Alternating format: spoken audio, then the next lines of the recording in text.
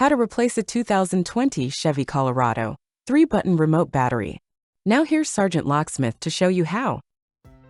Let's replace the battery on our Chevy Colorado 3-button remote. For this task here, we will need a flat tip screwdriver, your remote, and a CR2032 battery. If your keyring is attached, you might want to get it taken off because you will need to flip the remote, and when you look straight down, you got to get a flat tip screwdriver in there.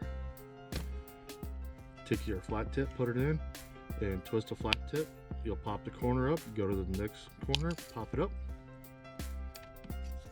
And there you go, your cover's off. You see your battery? You should be able to take your finger, pull in, and it pops out. This is a CR2032 battery. Since this is a new remote, I will put the battery back in. You notice how I dropped it in like that. Put your finger on the top, pull it down, and push down. Now if you push it down, push it back because you want to get under that lip. To put this back cover on, you have those 3 indentations. Those need to go on first. Squeeze the 2 halves together. Hey, there you go, you just done it. Thanks again for watching. Let's be safe out there.